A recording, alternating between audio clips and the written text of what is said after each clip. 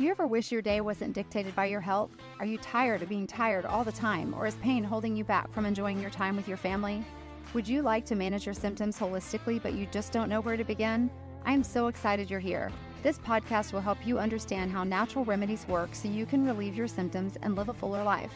My name is Penny. I'm an occupational therapist, past pharmaceutical rep, mom, and wife with a strong faith. And for 25 years, I battled through debilitating Crohn's disease. I took all the medicine and did all the surgeries that stole so much of my time with my family, but never truly healed me. I finally realized if I was going to survive this disease, I needed to open my stubborn eyes to alternative solutions. I researched how perfectly our bodies work with plants and a lifestyle that made my health less of a burden to my family and aligned so beautifully with my faith and my medical training. If you're ready to reclaim your life with holistic options that are easy to implement as a busy mom and provide relief that lasts, this is the podcast for you.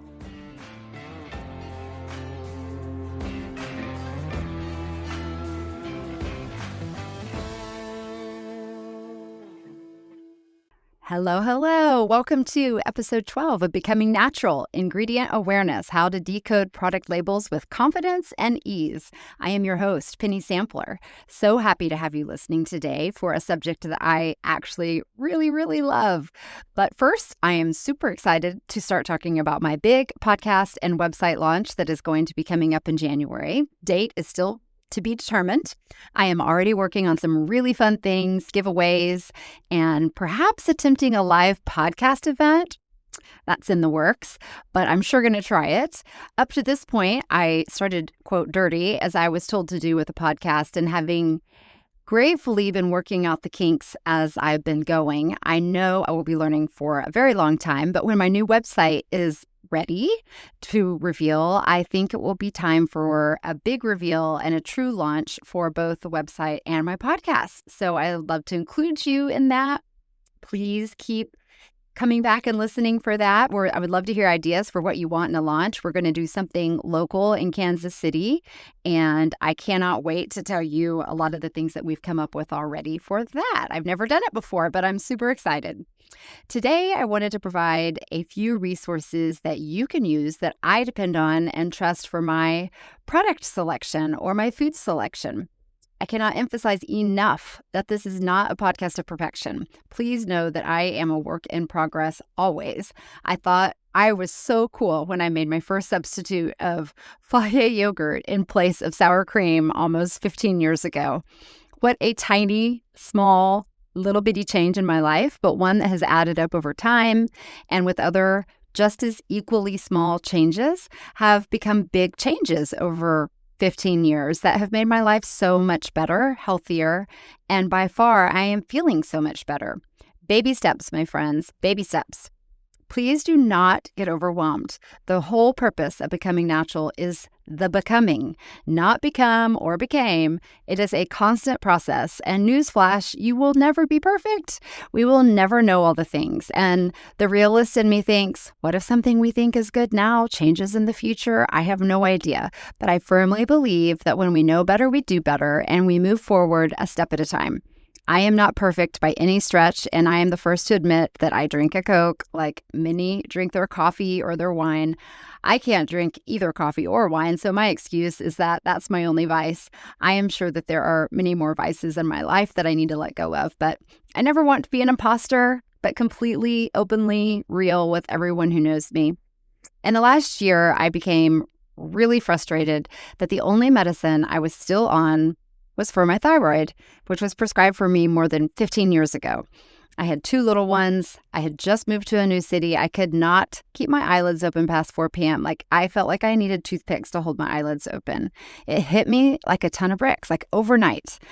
I had a sleep study. They checked for, sleep and breathing and making sure that I didn't have any other issues but lab work, and my doctor ultimately said that it was my thyroid. My symptoms were so pronounced that I dutifully took the meds like most of us do when we feel that bad, and over a few weeks, I did start to feel better. And one day, years into taking the thyroid medicine, my mom's friend said, once you're on a thyroid med, you can never get off of them. They kill your thyroid. No, I didn't know that, nor had my doctor mentioned that as a choice for me to make, but I needed to make it through the day with 2 little ones at the time, so I kept on keeping on. But that nugget has always stuck with me, and I've asked a lot of people and several doctors that question, and everybody has a different opinion, so I can't say that that's true. However, I still don't want to be on a thyroid medication, and I've tried several times to get off of it without success in the past, and I have uncovered a few things that will probably be the next podcast episode since we're talking about that now. But one thing I really wanted to highlight now is just why we need to be aware of the chemicals that are in our life. The European Chemicals Agency estimates that there are more than 144,000 man-made chemicals in existence. The U.S. Department of Health estimates 2,000 new chemicals are being released every year. The UN Environment Program warns that most of these have never been screened for human health safety. And that quote was from 2017. I'll link, as usual, all of these studies and links to articles up in the show notes so you can go read them if you want to. But this is incredibly overwhelming. And with the numbers that large, I hear many people, self-included, say, the world is killing us. What can we really do? Well, my response is, how do you eat an elephant? One bite at a time. 15 years ago, I started with swapping out the sour cream for Fage yogurt, and I have been adding changes ever since. It's baby steps and little habits that turn out over time to be your lifestyle changes. God gave us a liver in our bodies to detox all the toxins we encounter in our lives. We're covered. But the problem today is that we have so many more toxins than we did even 20 years ago, as noted when I said 2,000 new chemicals being released every year. So our livers are just simply getting clogged, and they are unable to keep up with the amount of toxins that they're having to process. The less stress we put on the liver, the better. So as we learn more things to avoid, we can actually make quite an impact on our bodies, something we can control to an extent, so that the things that we can't control can be managed by our miraculous livers. Just think about how hard our livers work and the heroes that they are for keeping the toxins from taking over our bodies. We could simply not survive without a functional liver to remove all the bad stuff from our bodies on a daily basis, hourly basis for that matter. And that comes in many forms. Food with bad ingredients or with remnants of pesticides and fertilizers, heavy metals, microplastics, medications, contaminants in our water and our air and our cleaning agents. Anything that we put on, in, or around our body. It's quite a lot to wrap your head around. So these 100,000+ chemicals we encounter daily contribute to inflammation in our body. As we all know, and we've talked about, inflammation leads to the root of most diseases in our bodies. The NIH publication states that I will link up again. Chronic inflammatory diseases have been recognized as the most significant cause of death in the world today, with more than 50% of all deaths being attributable to inflammation-related diseases, such as ischemic heart disease, stroke, cancer, diabetes, chronic kidney disease, non-alcoholic fatty liver disease, and autoimmune and neurodegenerative conditions. Evidence is emerging that the risk of developing chronic inflammation can be traced back to early development. Did you catch that? Early development. That is as children, as babies. We need to be watching out for what we give to our children because a lot of these things begin and build up over time. Autoimmune disease affects 50 million people and growing. High blood pressure affects 1 in 3 people. 13% of the population have debilitating migraines. 1 in 4 deaths are attributed to cardiovascular disease. Anxiety or mood-related illness affects over 40 million people. 2 out of 3 people are considered overweight and obese. And morbid obesity brings on more illness related to blood pressure, heart rate, heart conditions, circulatory issues, diabetes. The list goes on. So from a clinical perspective of me being an OT, my patients that are morbidly obese, which morbidly obese is defined as having a body mass index or a BMI of 40 or higher, not only have many other health-related issues, we call those comorbidities, but that also means they are taking even more medication that causes side effects that require medications for the side effects, and you can see the death spiral, literally, before your eyes. Have you ever considered that the U.S. spends more money than any other nation on healthcare, yet we are the sickest of all the nations. We are the first generation estimated that children will die younger than their parents by up to 14 years. That's huge. And I say this very carefully and slowly. If I were in a car accident, I want to go to the ER. I believe in the strides in Western medical care. I am not someone who does not believe in medical care at all. Western medicine saved my life. Now, I think it contributed to it as well, but in the end, my life was saved by Western medicine. I heard a statement recently that our medical system is set up to fix acute problems, but not manage long-term disorders. And I think there's a lot of truth to that. I want my bone set if it's broken, and surgery to fix my internal bleeding or stitches for my wound, but we are failing at long-term management of chronic illnesses.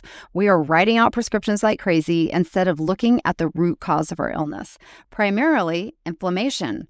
And why? Why is it inflamed? What is the root cause of the inflammation that we are all suffering from? I do believe a couple things. Number one, we jump to meds too quickly. If we allow our body to heal, it was designed to heal itself. Think as simply as a scratch or a cut. You don't have to sit there and say, heal, body, heal that scratch for me. It knows to heal. So why would it stop at a cut? We need to keep the potential infection clear, perhaps, if we're at risk of infection, and allow our bodies to do what God intended them to do. For instance, did you know that a runny nose is actually our body's defense to get rid of the virus in our body? We treat it as a nuisance, because it is, but it is also a defense mechanism to rid our body of something bad. If we allow our body to run the course, it will heal, and in many cases be stronger for the antibodies it gains. We just have to be patient. We have to be a patient. Number two, when money gets in the way of treating our bodies, you cannot have transparency and effective and reliable treatment. Meaning, when Big Pharma advertises drugs on TV and we go tell our doctor what to write for us, you would be amazed how many doctors do exactly that. Big food companies make incredibly tempting sweet and salty treats loaded with chemicals and preservatives to maintain a shelf life. Big media companies are paid big bucks to advertise food that is literally killing us. To children, minorities, even worse, misrepresenting many foods as healthy or organic. I just got something about Cliff Bars in my email because there was record of me buying them from Costco. These entities are profit-driven. Why in the world would they tell us how bad their products are? It will hit their profit margin. Just like we discussed in toothpaste last week, there are many ingredients that are in products sold in the U.S. that are illegal in other countries. That is why it is so difficult for us to be healthy. Alzheimer's has more than doubled since 1980. 1 in 2 men and 1 in 3 women will get cancer. 1 in 4 will get arthritis. 1 in 5 will have some sort of autoimmune disease. Here, that's me. Currently, 1 in 10 have diabetes, and it will surge to 1 in 3 by 2050. These are all stats provided by an amazing book I'm reading, The Rain Barrel Effect by Stephen Cabral. Links in the notes. These life-threatening illnesses don't even account for the increase in childhood-related illnesses like learning disabilities, ADHD, autism. We are constantly exposed to toxins. EWG stands for the Environmental Working Group. It states that newborns, on average, had over 100 toxins in their umbilical cords.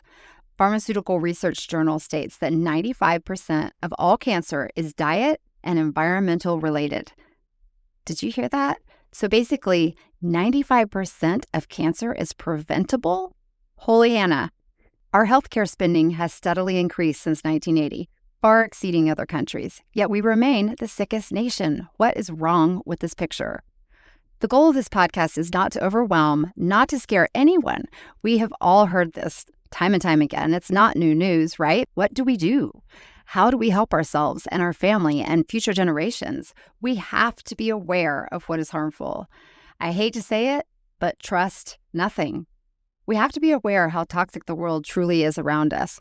What are we doing to our bodies that we can actually prevent? What have we come to trust and think is just normal for us to use that is actually harming us? What can we eliminate inside our home or office where we spend the most time in order to reduce our toxic exposure? And ultimately, we have to learn how to detox what we have inside of us. And we all have something, whether it has reared its ugly head yet or not, to put us on a healthier path to our future. So many things get blamed on age, and I am becoming more a part of the camp of refuting that. Age does not have to be that painful. Perhaps it's age-related because we have built up so many toxins in our bodies that the symptoms are trying to tell us, over here, take care of this over here. And that once we help the symptoms, we actually help our body, and it's not necessarily directly reflected to age, just time. More recently, I have noticed as I talk about health more, it seems like most women are on thyroid medicine. And yes, mostly women. It drives me absolutely crazy. So my whys start rolling in.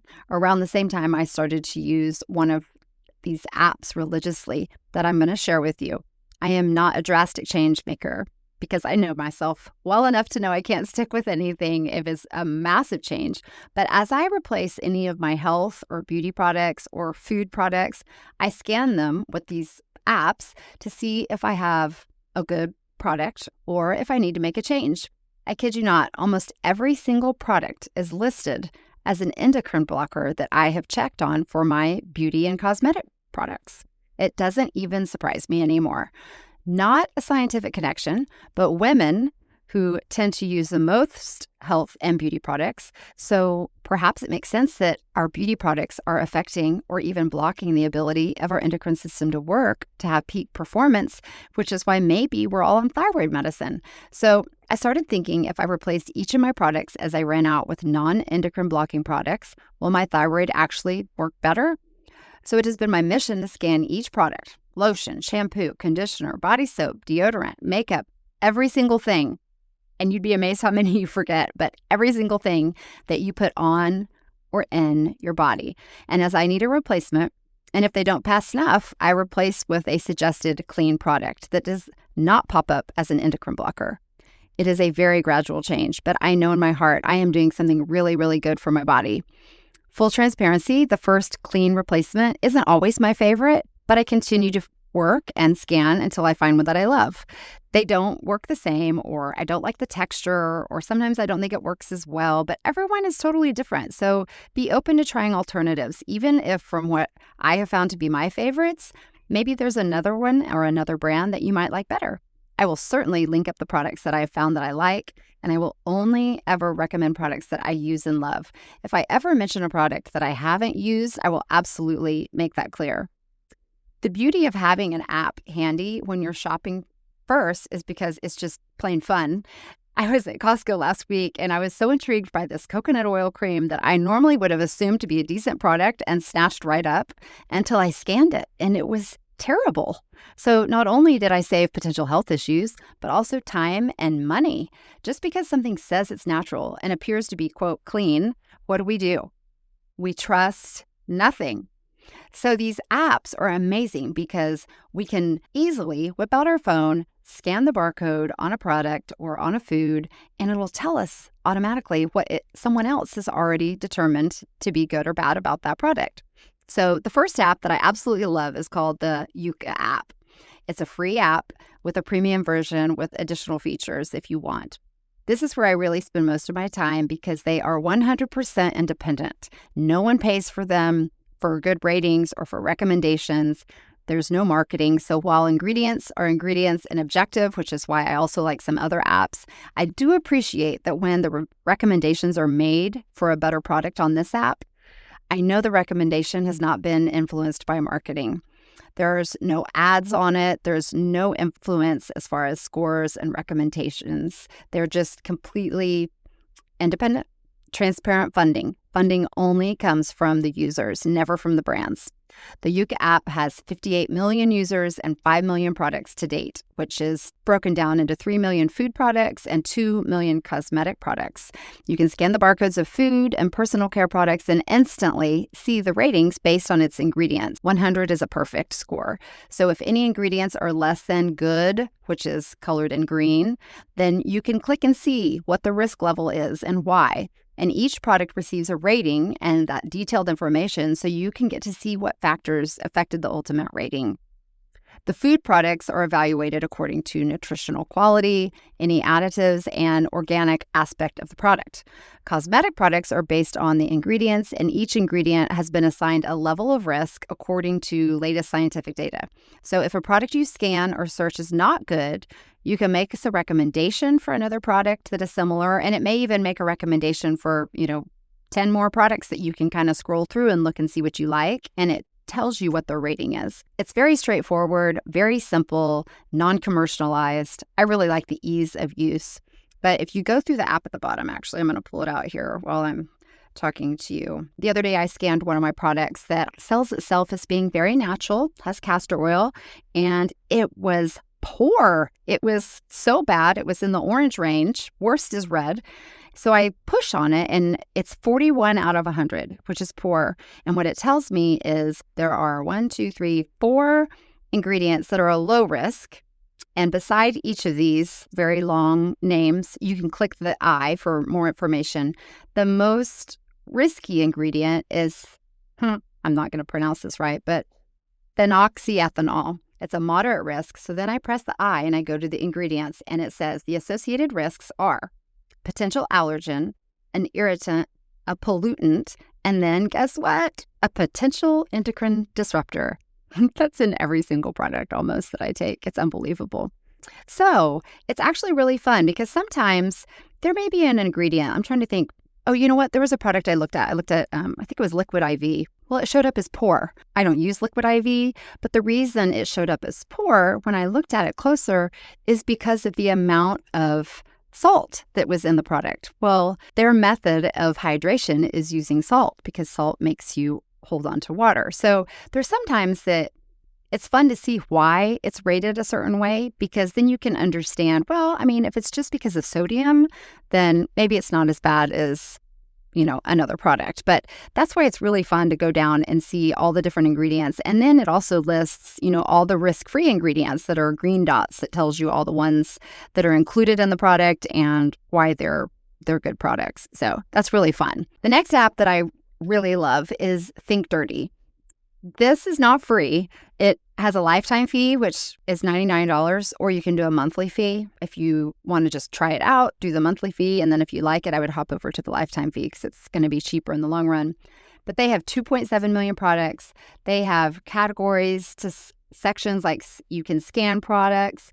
If your product isn't found, you can actually take pictures of it and upload it, and they'll analyze it for you. Think Dirty takes it to the next level and provides education behind the label. It says retinols, green tea, trending. It's trending information that's great to know. It's hitting all the things that people are talking about, and it's more aesthetically pleasing, a little bit more commercialized, but they definitely have backing and financing from brands. And as I said before, ingredients are ingredients. So it's an objective measurement. What I loved about the Yuka app that's a little bit different than Think Dirty, I know that when it's making recommendations, it's not making recommendations based on someone who's touting it or paying for them to recommend the product. But Think Dirty is unique in other ways as well. They have personal care products, household products, but then you can search by baby products, recommended by doctors, bathroom ratings analysis.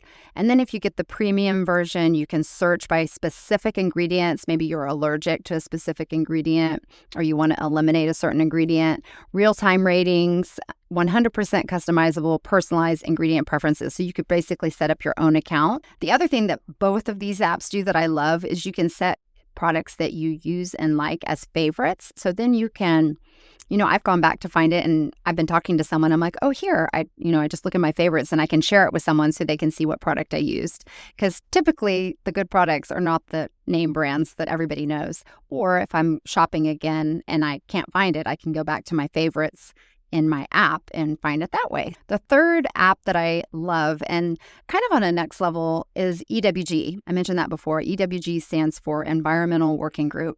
It has similar outcomes. It's a great app. It also has a really thorough website. What I really love about EWG and how I found it and started using it years ago is that you can use it as a source for your tap water quality based on your zip code. So you can go in on the website not the app, but the website, EWG, and you can type in your zip code and it'll tell you everything that's in your water. It's amazing. So as far as the app goes, you can scan, you can search by name. They have a list of people's favorites as well, and things are stamped with an EWG verified.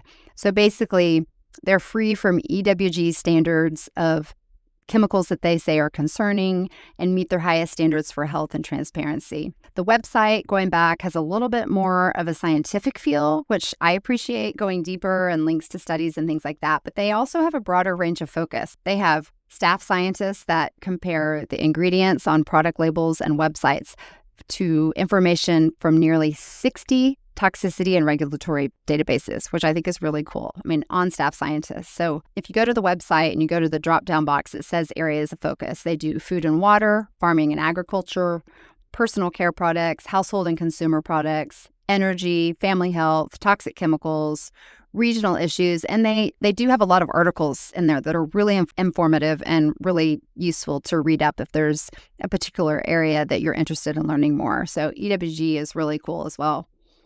There are many more apps out there than just these three, because more are rising every day with increasing awareness that we are self-harming our bodies in a way that can be completely preventable just with a simple education. So it's really fun to have these apps. Go shopping with them, use them, see what you think, find one you like the best, and take advantage of the ease of incredible information right at your fingertips without having to be a scholar on ingredients that are 15 letters minimum and completely unpronounceable. You don't have to know what to look for or what to eliminate. This does all the work for you, which is amazing. There is no way normal people can know every single ingredient and what all of those crazy ingredients transfer to their name is, that we all know what it is. As always, I would love to hear what you think. I hope you have a wonderful day, and I hope that you find a great app. And I want to hear how everybody likes using them when you go out there and start scanning barcodes. You'll never stop scanning barcodes now. Don't get stressed out. Just replace everything as you need to replace it. You don't need to throw everything out. Start one item at a time. How do you eat an elephant? One bite at a time. I hope you have a great day. If you're interested in checking out our anthology devotional, look for the link in the show notes. More Than Enough, the silent struggle of a woman's identity, is divided into 6 sections. More than your past, more than your religion, more than your body, more than your job, more than a wife, and more than a mom. It was awarded the Barnes & Noble bestseller designation in just 5 days of pre-launch. It ranked number 1 in the religion category, number 40 bestseller out of all pre-orders at Barnes & Noble, and each author received a Barnes & Noble best-selling author designation. You don't want to miss it.